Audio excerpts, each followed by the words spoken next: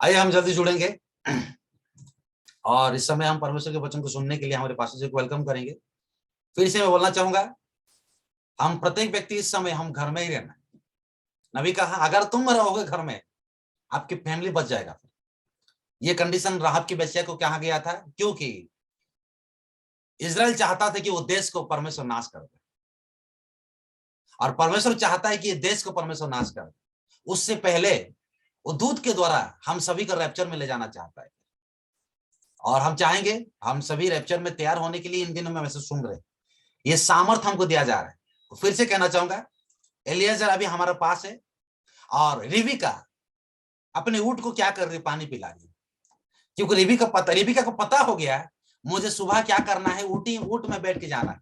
और यही चीज वर्तमान हमको पता चल गया कि हम अपने ऊंट को क्या कर रहे हैं, हम पानी पिला रहे। आमीन। किसके द्वारा? वचन सुनने के द्वारा और ग्रहण करने के द्वारा और उसको अंदर में लाने के द्वारा। और जो शक्ति को हम पा रहे हैं वो ही हमको एकदम उठाएगा। प्रभु आप लोग को आशीष करे। God bless you. आइए हम वेलकम करते हैं pastor ji, please come. God bless you.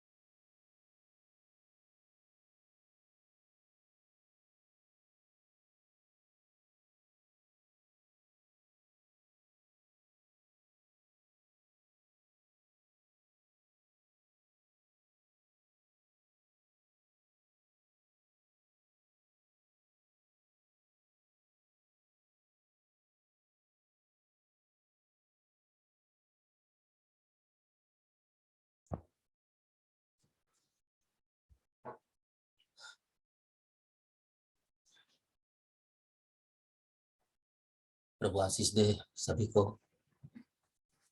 कलीसिया आप सबों को प्रभु बड़ी आशीष दे। मेरा नमस्कार प्रभु यीशु मसीह के नाम से। प्रभु आप सबों को बहुत आज से आशीष दे।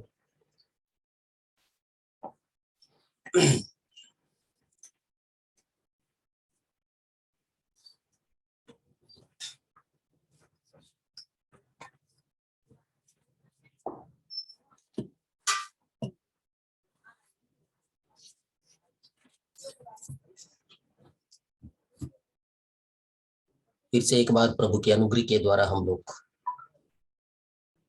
उसकी उपस्थिति में आए हुए हैं। प्रभु आप सबों को बड़ी आशीष दे। भाई दिनेश, गॉड ब्लेस यू।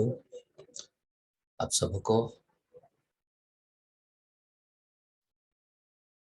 आज की रात फिर से एक बार हम प्रभु यीशु मसीह के नाम में एकत्रित हुए हैं और ये हमारी आशा और विश्वास लेकर हम अक्सर प्रभु के सामने हम आते हैं। ये हमारे एक मसीह होने के नाते, एक विश्वासी होने के नाते यही है हमारी कर्तव्य और कुछ नहीं है। बाइबल पढ़ना, प्रार्थना करना, बराबर हमको मीटिंग जाना या प्रार्थना संगति करना, ये एक संगति है जिसको हम चर्च कहते हैं। दुनिया में कहाँ जा रहे हो? मीटिंग जा रहे हैं। कहाँ जा रहे हो? चर्च जा रहे हैं। पेंतीकोस्त में आने के बाद ही हम मीटिंग शब्द को हम लोगों ने ग्रहण किया। मैं जाना, मीटिंग।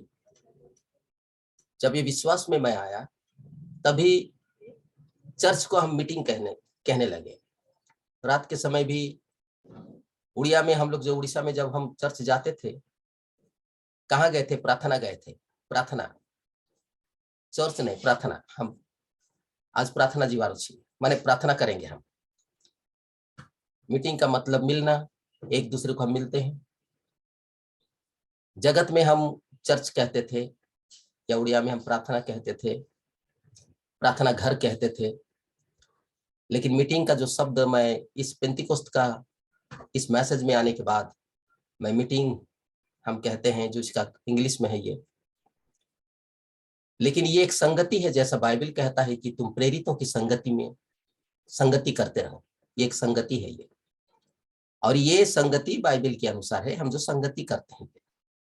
हालांकि आप एक स्वयं एक मंदिर हो, स्वयं एक कलीसिया हो, स्वयं प्रभु का घर हो, स्वयं प्रभु का डेरा हो, लेकिन हम जब चर्च जाते हैं या मीटिंग जाते हैं, उसमें हम मुलाकात करते हैं एक दूसरे को और साथ में मिलकर प्रभु की आराधना करते हैं, जिसे कि हम आराधनालय कहते हैं। एक जगह को आराधनालय। पुराने नियम में इन सारे चीजों का ज्यादा मान्यता तो नहीं था। एक मंदिर रहा, उसमें तो मंदिर में जाते थे और बलिदान करते थे, आराधना करते थे पुराना नियम में। लेकिन नए नियम आने के बाद हर एक जगह में एक इकट्ठा होने का एक चर्च, एक प्रार्थना गृह होना चाहिए। नया नियम में यदि आप देखिए, यीशु मसीह के समय में यदि आप पढ़े होंगे तो वहां भी आराधनालय लिखा गया है, आराधना करने का जगह, सभी लोग वहां इकट्ठे होते थे। लेकिन हमारी समय में वर्तमान ये प्रेरितों की संगति का सेवकाई है, जो हम प्रेरितों के साथ संगति करते हैं, जिसे हम मीटिंग भी कह सकते हैं अपनी भाषा में, और दुनिया के रूप में हम चर्च भी है। लेकिन चर्च, आप स्वयं एक चर्च हो। वो अपने चर्च में आता है, वो अपनी कलीसिया में वास करता है। कलीसिया या चर्च उसको बोला गया है, भाई ब्रैनम हमारे नबी की किताब के मन मुताबिक, जो संसार की हर एक अभिलाषा से और संसार की हर पाप से और गुनाह और गंदगी से, जो कि हर अविश्वासी रूपी बातों से जो निकलकर प्रभु यीशु मसीह को ग्रहण किया, उसको प्रभु का वचन कहता है कि चर्च, जो परमेश्वर की अगुवाई में चलता है, वचन के मुताबिक चलता है, वचन को विश्वास करता है, वो चर्च है। एक व्यक्तिगत चर्च है, हम व्यक्तिगत कलीसिया है। इसको नबी कहते हैं, बाहर बुलाए हुए लोगों को ही चर्च कहा गया। और वो प्रभु परमेश्वर ने कहा कि ये चर्च है, ये कलीसिया है, और वो अपने कलीसिया या अपने चर्च के साथ वो रहता है। यीशु मसीह अपने चर्च और अपनी कलीसिया के साथ वो रहता है। इसका मतलब हम झुंड के साथ नहीं, आपके साथ रहता है, आपके नजदीक रहता है, आपके हृदय में होना चाहिए उसे। आप जहां कहीं भी जाएं, आप उसको पाएंगे। किसी भी जगह में जाएंगे आप पाएंगे। आप अपने कार्य क्षेत्र में भी यीशु को पा सकते हैं। आप अपने शयन कक्ष में भी आप यीशु को पा सकते हैं, क्योंकि यीशु आपके साथ हमेशा रहता है। वो अपनी कलीसिया को कभी नहीं छोड़ता, वो अपने चर्च को नहीं छोड़ता। उसकी देह है आप, कलीसिया। ये बात अक्सर जाने रही है। कभी कभी ये होता है मनुष्य के विचारों के अनुसार, जब हम ज्यादा सदस्य रहते हैं तब हमें आनंदित लगता है, जब हम सदस्य ज्यादा आते हैं तब हमें धन्यवाद देने के लिए बहुत खुशी लगता है। ये तो लगेगा ही, लेकिन आप व्यक्तिगत रूप में जानिए कि आप ही एक चर्च हो, आप ही एक कलीसिया हो, आप उसकी देह हो, आप उसकी अंग हो, उस देह का अंग हो आप। इसीलिए आपको भी उस जगह में आना है, मुझे भी उस जगह में जाना है। सभी को उस जगह में जब आ जाते हैं तो एक जमा बेड़ा हो जाता है, जिसमें हम सब मिलजुल के प्रभु की आराधना स्तुति एक साथ हम चढ़ाते हैं और प्रभु को हम प्रसन्न करते हैं, और प्रभु हमसे बात करता है। एक ही बार हम सबों से बोलता है और बात करता है परमेश्वर। इसीलिए आप हमेशा जान रहिए, आप स्वयं एक कलीसिया हो। स्वयं कलीसिया माने ये नहीं है, कलीसिया आप हो। आप आइए, वो आए, वो आए, हम सब मिलके एक होते हैं वहां। प्रभु हम सबको बहुत ऐसे आशीष दे। आप समझ में आया कि ये प्रेरितों की संगति है। ये लिखा गया है, प्रेरितों से संगति रखना, शिक्षा पाना, रोटी तोड़ना, प्रार्थना में लौलीन रहना, ऐसा लिखा गया है। तो इन सारे वचनों को हम पूरा कर रहे हैं। हम थकित होकर या हम ऐसे नहीं, प्रॉफिट कहते हैं, हम जो इकट्ठे होते हैं व्यर्थ नहीं होते हैं, पागलों की तरह हम नहीं होते हैं। बिल्कुल नहीं होते हैं। हम जानते हैं यीशु मसीह ने उस स्त्री को कहा, सामरी स्त्री को, तुम जिसे नहीं जानते हो तुम उसकी आराधना करते हो, लेकिन हम जिसे जानते हैं हम उसकी आराधना करते हैं। हम जानबूझ के हम आराधना करते हैं, हम नहीं जान के हवा में तीर नहीं मारते हैं। जी नहीं, हम जानते हैं कि आराधना कहाँ करना चाहिए। प्रॉफिट ने कहा परमेश्वर का चुना हुआ एक आराधना स्थान, प्रॉफिट का एक मैसेज है, यहोवा जिस स्थान में अपना नाम को रखेगा उस नाम में यदि आप प्रार्थना और सेवा करते हैं तो उसमें ही परमेश्वर उसकी सारी सेवा और आराधना को ग्रहण करता है। व्यवस्था विवरण का मुझे लग रहा है 16वीं अध्याय या 18 अध्याय का मैसेज को लेकर उन्होंने प्रचार किया कि परमेश्वर का एक चुना हुआ आराधनालय, चुना हुआ एक स्थान जहां पर वो अपना नाम रखता है, जिस आराधनालय में वो अपना नाम रखता है। कौन सी आराधनालय में आपको बता दूं, परमेश्वर का नाम, परमेश्वर का चुना हुआ आराधनालय बोल के लिखा गया है, स्थान लिखा गया, जो भी हो। आप जानिए कि परमेश्वर अपना नाम को यीशु ने रखा, क्योंकि यीशु मसीह ने कहा मैं पिता के नाम से आया। यीशु ने कहा तुम और नाम से जब कोई आ जाता है तो उसकी आदर कर लेते हो, उसकी तुम बहुत प्रशंसा करते हो, लेकिन मैं पिता के नाम से आया हूं। पिता का नाम क्या था? यीशु था। पिता का नाम यीशु है, क्योंकि यशायाह नबी ने इसका भविष्यवाणी किया था, एक कुमारी गर्भवती होगी, वो बेटा को जन्म देगी और उसका नाम इमानुएल होगा। और वो इमानुएल जब मरियम के पास आया, मरियम की कोख से आया, मेरा आवाज आ रहा है, साफ आ रहा है आप लोगों को?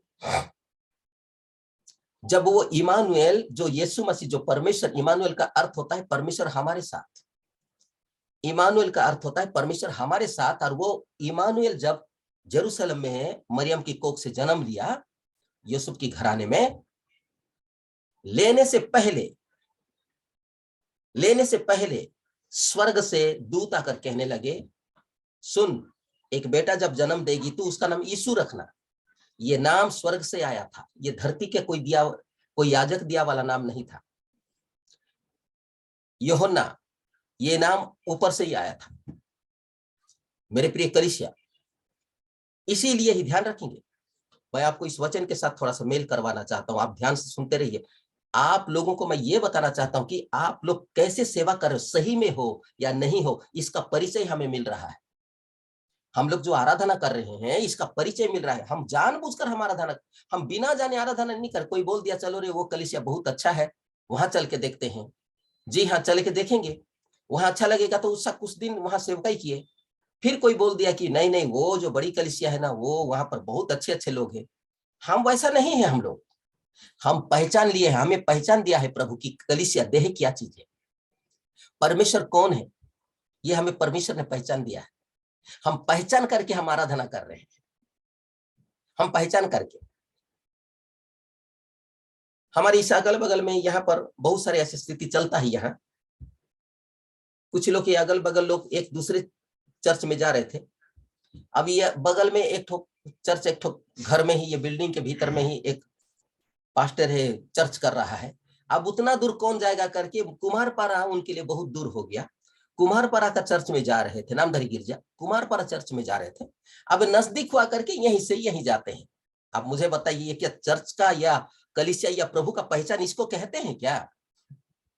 इसको नहीं कहते हैं, पहचान नहीं है ना। और ये जो पहचान नहीं है ना, वही लोग ही भ्रमित होंगे, वही लोग ही अंत के समय में ना फिर वापस घर वापस चले जाएंगे। जिसको पहचान नहीं है वो वापस चले जाएंगे, घर वापस हो जाएंगे। तो मैं यहां देखता हूं ये सारे चीज, और इसको देखकर मैं कंपेयर करता हूं मेरी छोटी सी कलीसिया, हमारी छोटी सी कलीसिया। उसको पूरी रीति से परिचय दिया गया कि चर्च क्या होता है, संगति क्या होता है, प्रभु भोज क्या होता है, पैर धोना क्या होता है, परमेश्वर कौन है, यीशु कौन है, अनंत जीवन कौन है, नया जन्म कैसा पाया जाता है, यहां से कैसे उठाया जाता है। ये सारी बातों को कलीसिया जानती है। ये सब हृदय से ना मत निकालिए, जानिए, याद रखिए, इसको कभी भी ना भूलिए नहीं। आपको परिचय दिया गया है। हो सकता है हमारे कुछ परिवार दूसरे डिनोमिनेशन में जाते हो सकता है हमारा परिवार विश्वास नहीं करते हो, लेकिन वो समझ और वो परिचय प्रभु ने हमें दिया है ताकि हम जानबूझ के सेवकाई करते हैं। इसलिए यीशु ने कहा तुम जिसे नहीं जानते हो तुम उसे सेवा करते हो, आराधना करते हो, लेकिन हम जिसे जानते हैं हम आराधना करते हैं। अब गौर करेंगे, एक पुत्र जनेगी और जिसका नाम इमानुएल होगा। जो इमानुएल जब आने का होता है उससे पहले ही स्वर्ग से दूत आकर कह दिया उसका नाम यीशु रखना। तब धरती पर आकर यीशु ने कहा फरीसियों को, तुम आपस में आदर चाहते हो, तुम एक दूसरे को प्रेम चाहते हो, लेकिन स्वर्गीय पिता की ओर से तुम्हें कुछ प्रेम तुम प्रेम पाना नहीं चाहते हो। और कोई व्यक्ति और किसी नाम में यदि आ जाता है तो उसकी आप सुन लेते हो, उसकी आप प्रशंसा कर लेते हो।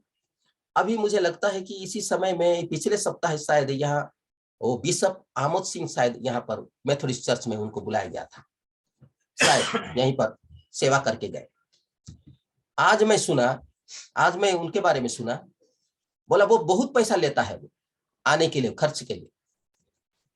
आज से कुछ साल पहले ये जड़ीगुड़ा, ये जो आपका ये जड़ीगुड़ा में उनको बुलाया गया था, उसका आना जाना सारा खर्च छोड़ के 70,000 रुपया वो लिया था। वो आमोद सिंह 70,000 रुपया लिया था। और मैथोडिस्ट चर्च में यदि आने से उसको लाख से भी ज्यादा मिल जाएगा, क्योंकि यहाँ का दान सब चीज बहुत ज्यादा है इसमें। मैं ताजुब हो गया। मैं तो सोच रहा था कि वो इतना अच्छा प्रचार करता है डिनोमिनेशनों के लिए, बहुत अच्छा भाई बात कहता है। और दूसरी बात, हमारे प्रॉफिट का मैसेज लोगों को भी वो सर्च किया है वो, क्योंकि जितने भी ज्ञानवान बुद्धिमान होते हैं वे हमारे नबी का किताब को अवश्य लेके वहां से ज्ञान पाके ही मिलावट करके मैसेज प्रचार करते हैं, कर रहे हैं इन दिनों में अधिकांश, अनेक। क्योंकि इंटरनेट आ चुका है, इंटरनेट से सब को निकालेंगे। और ये सब प्रॉफिट का मैसेज जिन लोगों ने पकड़ लिया ना वो कभी नहीं छोड़ते हैं, लेकिन प्रॉफिट को हाईलाइट नहीं करते हैं और खुद एक महान बन जाते हैं। ये जगदलपुर में भी कुछ ऐसी कलीसियां हैं। मैं बोला ऐसा इतना अच्छा प्रचार करते हैं और ये डिमांड, जी हाँ वो इतना। तो अभी यदि आए होंगे तो पिछले बार भी आए थे, उनको बुलाया गया था। तो मेरे प्रिय कलीसिया, हम जानते हैं कि सेवकाई क्या है, प्रभु ने हमें परिचय दिया है। हम बिना जाने सेवकाई नहीं करते हैं, और जो बिना जाने करते हैं और बिना जाने वो रहते हैं। मैं जैसा अभी एक दृष्टांत दे रहा था कि उतना दूर में कौन जाएगा, ये नजदीक में यही चले जाएंगे।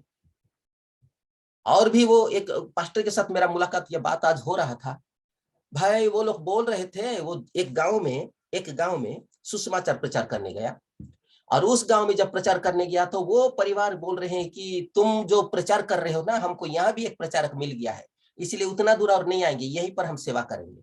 वो मुंडी में मारी हुआ, अब क्या करेगा। रात दिन मेहनत किया, गाड़ी में गया, सेवकाई किया, लेकिन अब वहां पर कोई पत्री वाला मिल गया होगा, तो वो कह रहा है कि भाई आप जब प्रचार करते हो सेम प्रचार यही होता है, इसलिए उतना दूर हम नहीं आएंगे, हम यहाँ बैठेंगे। इसीलिए मैं कहना चाहता हूं, परिचय लोगों को नहीं है, उनको परिचय नहीं है। मैं प्रभु का धन्यवाद देता हूं कि मेरी छोटी सी कलीसिया वर्तमान जो है उसको प्रभु ने बहुत सुंदर परिचय दिया है। कलीसिया क्या है, देह क्या है, लहू क्या है, नया जन्म क्या है, अनंत जीवन क्या है, कैसे आप जाएंगे, उस 1000 वर्ष में कैसे आएंगे, इसका हमसे छूटा नहीं है। हमें परमेश्वर सारा मार्ग को उसने दिखा दिया है। अगर आज यदि उसमें नहीं रह पा रहे हैं तो हमारा सुनना या हमारा ग्रहण करने में कमी है, इसीलिए हम वहां तक नहीं पहुंचे हैं। लेकिन है, भीतर में है, नहीं पहुंचे। आज यदि हम परफेक्ट नहीं है, इसका मतलब कहीं ना कहीं हमारे भीतर में खामी है। लेकिन परमेश्वर अपनी कलीसिया को, अपनी देह को, वो सारी भेद को बता दिया, सारी भेद को बताया। मैं आपको बोलना चाहता हूं, ये जो 7 सील 7 मोहर का जो किताब हम लेकर आपको बताते हैं अनेकों बार, ये 7 मोहर की किताब में केवल इतना ही नहीं है, उसमें बहुत सारी भेद है। उसमें प्रॉफिट कहते हैं मोहर के भीतर में सर्पवंश था, मोहर के भीतर में ये सब था। जिस दुल्हन के बारे में आप बात कर, ये सब मोहर के भीतर में था। वो खुलता गया तो आपको बताता गया परमेश्वर, वो खोला गया, ये गुप्त में था। स्वर्गीय दुल्हा और पृथ्वी रूपी दुल्हन का जो घर है, जिसको हम प्रचार करते हैं, ये मोहर के भीतर में सील के द्वारा रहा, ये मोहरांकित था, इसे कोई नहीं जाना। लेकिन 7वां दूत के द्वारा ही ये भेद खुला गया, ताकि कलीसिया को सरलता मिल जाए, कलीसिया को साफ मार्ग दिखे, ताकि वो सीधा चल सके। ये दिन के बारे में कौन बता सकता है? वहां के बारे में कौन बता सकता है? 6वां स्थान के बारे में कौन बता सकता है? 7वां दूत के बारे में कौन बता सकता है? ये सब चीज सील के भीतर में ये मोहरांकित था, ये भेद था, जो कि पिछले सारे भविष्यवक्ता लोगों के द्वारा छूट गया था। ये सारी सेवकाई 7 कलीसियाई कालों में से 7 दूतों का समय बहुत कम रहा, और वे लोगों ने इन सारी भेदों को प्रचार नहीं कर सका, और उनके लिए नहीं था। लेकिन 7वां दूत के प्रचार करने के द्वारा, 7वां दूत के तुरी फूकने के द्वारा सारा भेद खुल जाएगा करके बाइबल बताता है। और ये 7वां दूत के द्वारा सारा चीज खुल गया।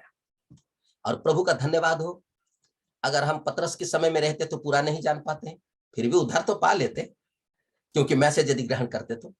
पौलुस के समय में हम नहीं जान पाते, लेकिन ये अंत की समय में हम लोग ये से लेके जेड तक का हम जान पा रहे हैं।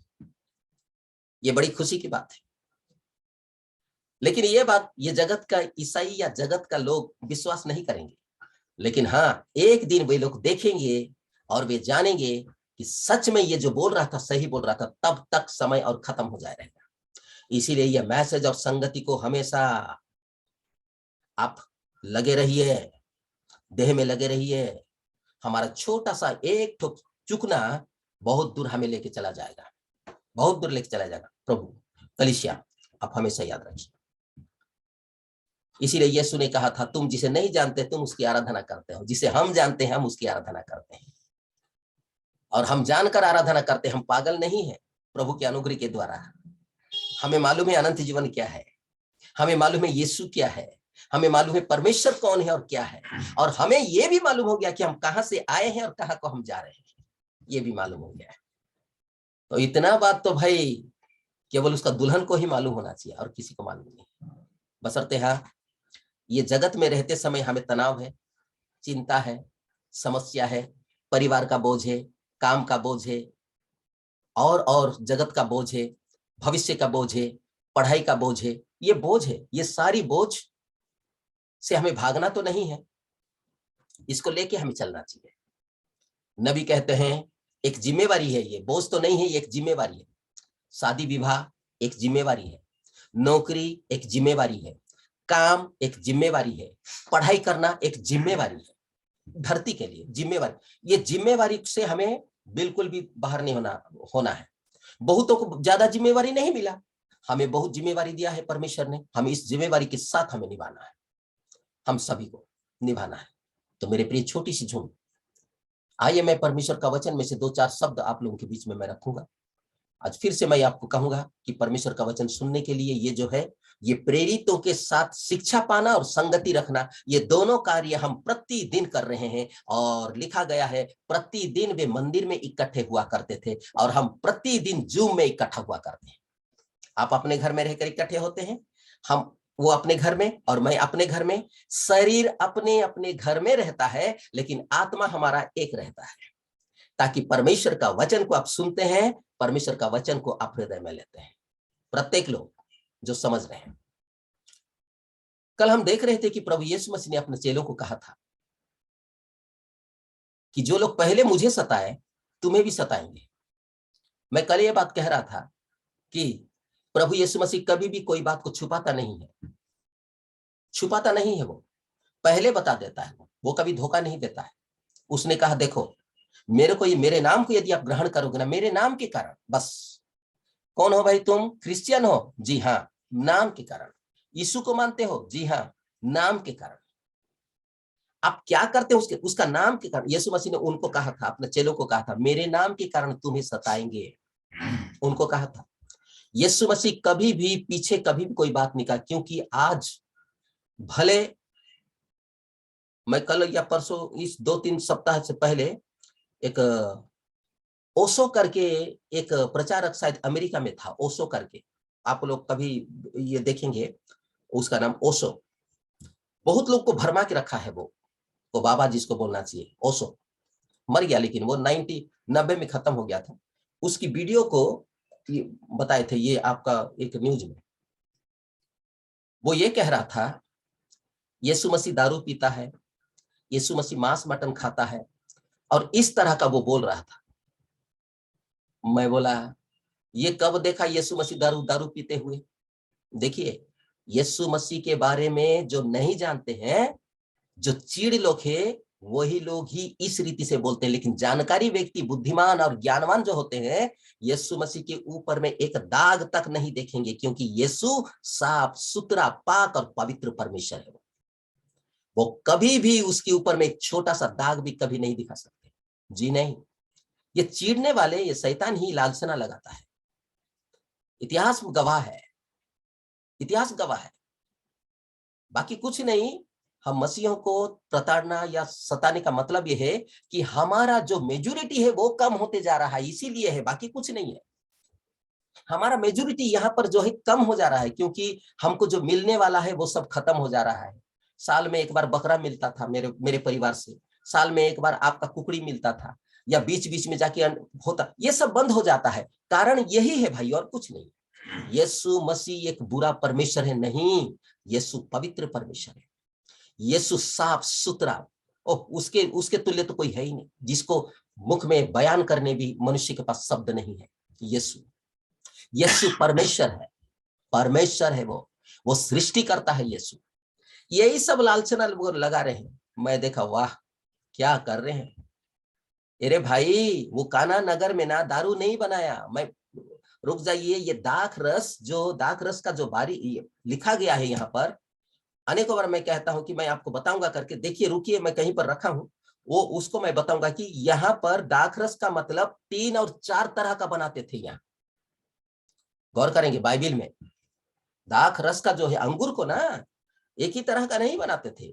क्यों बनाते थे इसको भी मैं कभी बताऊंगा। विशेष विशेष विशेष विशेष लोगों के लिए ऐसा बनता था अंगूर। दारू नहीं है, वाइन से बोलते हैं। अल्कोहल तो एक धरती पर अल्कोहल जिसको बोलते हैं, वो केमिकल, उस केमिकल के द्वारा बनता है।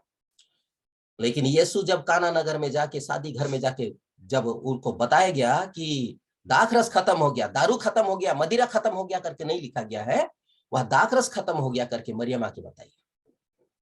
और वो दाखरस को वाकई में वो लोग ऐसा बनाए थे। दाखरस ऐसा नहीं है, मेहमानों के लिए एक अलग दाखरस बनता था, पीने के लिए एक रेगुलर पीने के लिए एक अलग से दाखरस बनता था, और नशा के लिए एक और अलग से दाखरस बनता था। दाखरस हमेशा याद रखिए इस बात को। अभी देखिए, तिमुथियुस को पौलुस ने कहा, तिमुथियुस तू सभी समय पानी ही मत लेना, जल का ही सेवन मत करना, वरन अपना पेट का कमी के लिए, पेट का कुछ दर्द के लिए, पेट का बीमारी के लिए थोड़ा थोड़ा दाखरस लिया करना। तो क्या दारू लेने के लिए बोला? वो है मंद पीने के लिए बोला? इसीलिए मैं कहता हूं, बुद्धि भ्रष्ट हो गया है लोगों का। दारू पीने के लिए दाखरस एक दवाई भी काम होता है। उसको कैसा बनाया जाता है वहां पर मैं कहीं लिखा हूं, कहीं पर मैं, हो सकता है मेरे पास कहीं है, इसीलिए मैं क्लियर नहीं बता रहा, लेकिन इतना जानिए, यीशु मसीह कब दारू पिया था वो देखा, डोकरा तो मर ही गया, नरक में चला गया होगा, मुझे नहीं मालूम। अब क्या करोगे भाई, सवाल ही नहीं है, बाइबिल ऐसे ही कहता है, नरक में ही चला गया हो। भाई जितने प्रभु यीशु मसीह को ग्रहण नहीं किए, वो तो बाइबिल ऐसे ही बताता है। भाई हम बाइबिल की बात पर हम विश्वास करते हैं। अब हमको कोई फांसी लगा देगा तो मैं क्या करूंगा? बाइबिल की बात मैं बता रहा हूं। तो मेरे प्रिय, छोटी सी झूठ, यीशु मसीह कभी दारू नहीं पीता है। तब मरियम ने कहा, यीशु देखो वहां पर दाखरस खत्म हो गया। तब यीशु मसीह ने कहा, 7 मटकी, जो मटकी लोग है ना, वहां पर पानी भरो। पानी भरने के बाद यीशु ने बोला पियो। अब प्रार्थना भी नहीं किया वहां पर, हे पिता दाखरस में बदल जाए, प्रार्थना नहीं किया, बोला भर दे, अब पियो। पिए। उनको लगा कि ये अच्छा वाला भी पी रहे हैं, पहले जो भी पिए थे वो क्या था वो लोग जानते। वो बोला, वो जो वहां का जो अधिकारी था, वह विवाह का जो मास्टर था, वो आके मरियम को या किसको शायद वैसा बोला नहीं, घर वाला को, वहां का गार्जियन को, वो विवाह घर का मुखिया को बता रहा है, बोल रहा है, अरे भाई सब लोग पहले अच्छा देते हैं, बाद में पानी पिलाया मिलाया हुआ देते हैं, लेकिन ये बाद में का जो दाखरस तुमने दिया, ये इतना अच्छा दाखरस तुमने कहां से लाया? अरे भाई, ये तो मसीह यीशु का है बाबा, ये तो यीशु का दिया हुआ है, तो अच्छा नहीं रहेगा तो कैसा रहेगा? यीशु जब भी देता है ना, प्योर चीज देता है, कोई मिलावट नहीं रहता है। लोग खुशी हो गए थे, तो इसको लेकर लोग कहते हैं कि यीशु दारू बनाया। ये हमारा लूथरन चर्च के बहुत तेरे विश्वासी लोग भी ऐसे ही बोलते हैं। नहीं है भाई, इसको बहुत तरह तरह के बनाया जाता है, और यहूदियों में ये प्रथा था, यहूदियों में ये सब संचालित होता था, जानिए इसको। जब रिश्तेदार आते थे, जब हमारा यार दोस्त आते थे, ऐसा बना बना के वो रखते थे, ताकि जैसा हम आने से चाय पिलाते हैं, धूप के समय में आने से शरबत पिलाते हैं और आइसक्रीम खिलाते हैं, या बहुत तरह तरह का हम करते हैं। तो आइए मैं आपको ये कहना चाहता हूं मेरे प्रिय कलीसिया, वो जो व्यक्ति जो 90 में शायद वो खत्म हो गया, मैं परसों नरसों ही उसका वीडियो को देखा मैं, और वो कह रहा था, अपने मुंह से कह रहा था, यीशु दारू पीता था और यीशु मांस मटन खाता था। बाइबल बताता है यीशु खाता पीता आया, तो लोगों ने उसको पेटू बोला, खौरा बोला। यूहन्ना खाते पीते नहीं आया, वो टिड्डी खाता था और मधु खाता था। तो लोगों ने कहा कि भाई उसके भीतर में दुष्ट आत्मा है। खाते पीते आया का मतलब ये नहीं कि वो दारू पीता था, ऐसा लिखा है ये हिंदी बाइबल के मुताबिक। मैं दूसरी बाइबल को नहीं देखा हूं, हिंदी बाइबल के मुताबिक मैं आपको बता रहा हूं। तो यीशु मसीह कभी भी, मेरा आवाज आ रहा है आप लोगों को? जी हाँ, ठीक। आज बहुत सारे लोगों का वीडियो बंद है, तो कुछ कारण होगा उधर, इसीलिए आप लोग जितने को मैं देख रहा हूं, अगर पीछे यदि कोई सुन रहा है वो सुनते रहे, पीछे तरफ सुनते रहे। बीजेपी ने कहा कि अगर नेहरू की गलती नहीं होती तो आज यूपी का प्रचार नहीं होता, जो भारत का अभिन्न अंग है। तो अगर समय पे ये फैसला जवाहरलाल नेहरू जी ले लेते, जो पीयूके का मसला है, ये मसला नहीं होता। आरोपों से दिलमिलाई कांग्रेस ने जम्मू कश्मीर। तो मेरी आवाज सुन रहे हैं? ये थोड़ा अचानक आ गया, भाई का वो मोबाइल में आ गया, अचानक आ गया, एक तो कुछ बंद ही नहीं हो रहा था, इसलिए बाहर में आज बंद हो गया। तो मैं आपको ये कह रहा था प्रिय कलीसिया, यीशु मसीह कभी भी धोखा नहीं देते हैं। तो आइए मैं आप लोगों को इस जगह को थोड़ा सा पढ़वा दूं।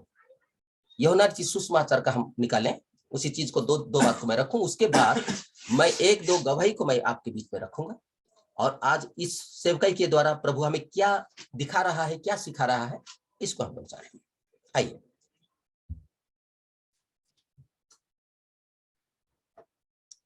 19 पद, 15 अध्याय का 19 पद क्या कहते हैं? यदि तुम संसार के होते, यूहन्ना रचित सुसमाचार 15 अध्याय का 19 पद है, ध्यान रखो। अगर बाइबल है तो आप टिक कर लो, अगर बाइबल पास नहीं है तो एक कलम और एक कॉपी रखिए, कागज, और उसमें लिख लीजिएगा। मीटिंग खत्म होने के बाद आप उसको जरूर पढ़िए। मैं कल बता रहा था, आप जितना बाइबल पढ़ेंगे, ये प्रचार होने के बाद एक विश्वासी बाइबल फिर जाके घर में पढ़ेगा, ये विश्वासी, ताकि परमेश्वर उसको अच्छा समझ देगा, उसकी हृदय में चला जाएगा वो। आइए, यदि तुम संसार के होते तो संसार अपनों से प्रीति रखता, परंतु इस कारण कि तुम संसार के नहीं, वरन मैंने तुम्हें संसार में से चुन लिया है, इसीलिए संसार तुमसे बैर रखता है। क्या समझ रहे हैं आप? खाली सुन रहे हैं? ये भाई आपको यदि बैर रखता है तो यीशु आपको चुन लिया है, क्यों आप विचलित होते हैं? यीशु चुन लिया है तभी तो बैर रखते हैं। अरे यीशु चुन लिया है आपको, ये यीशु का चुनाहट का ये बात यीशु मसीह ने कहा चेलों को। प्रॉफेट कहते हैं चुने हुए लोग ही वहां जाएंगे। आपको प्रभु ने चुना है भाई, इसीलिए संसार आपसे बैर रख सकता है। नहीं रखा है तो रखेगा, और रख लिया है तो समझ लीजिएगा ये प्रोसेस चल रहा है। आपका हर एक काम में अड़ंगा डालेंगे ये दुनिया के शत्रु शैतान, आपके काम में अड़ंगा डालेंगे, क्योंकि आप उसके नाम से जी रहे हो। बहुतेरे उसका नाम को ग्रहण तो कर लिए हैं, लेकिन उसका नाम को उजागर नहीं करके छुप छुप के जी रहे हैं। बाइबल में ऐसे ही लिखा गया है। बहुतेरे लोग उसको विश्वास किए, यीशु को विश्वास किए, प्रकट रूप में नहीं किए, लेकिन भीतर में मानते थे कि ये सच्चा परमेश्वर है। क्यों? लोगों का डर के मारे, लोगों का डर के मारे वो लोग प्रकट नहीं करते थे कि मैं यीशु का हूं, लेकिन भीतर में मानते थे। बाइबल ऐसे ही बताता है।